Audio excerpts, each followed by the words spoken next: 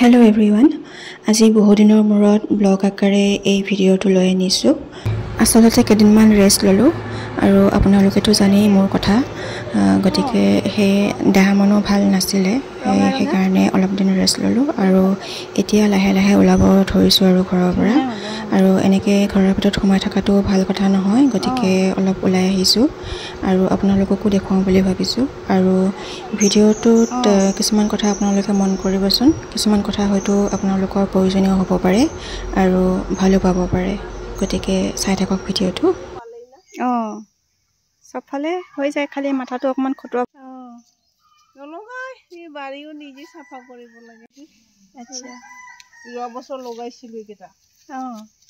এবছৰতে খাব পায়। হয় নেকি? ইয়াতো লাগি আছে।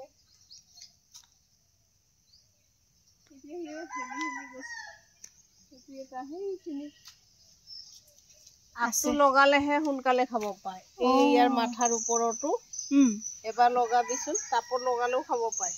হয়, মই শুনিছোঁ বাৰু। এইটো কিবা জাপানী কয় যে, এইটো আমাৰ দেশী থাকে। কাটি কাটি লগাইছে। এইটো পুলি লগোৱা চাচোন, খাবই নাপালো। ডাঙৰ হৈছিলে কিন্তু ন গছজোপা? অহা বছৰ লাগিব। সেইকাৰণে কিবা লগাব লাগে, সেই মাথাত যিটো পুলি বনাম। এইটো বন কচু, ইয়াত ঠাৰিটো জাল খালে গাৰ বিষবিলাক কমে। হয় নেকি? গাৰ বিষৰ কাৰণে ভাল ঠাৰিটো?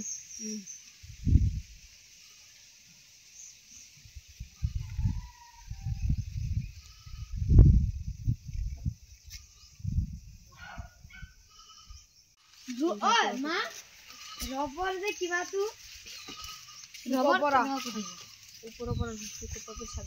ৰবৰে দেখোন বেছি খায় মোৰটো।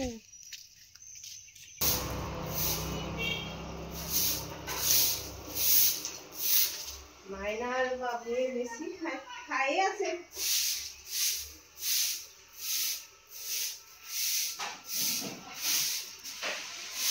খাবলৈ ভাল পকিলেও।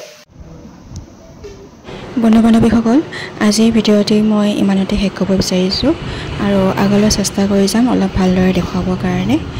আজি এইখিনিলৈকে চোৱাৰ বাবে সকলোলৈকে বহুত বহুত ধন্যবাদ।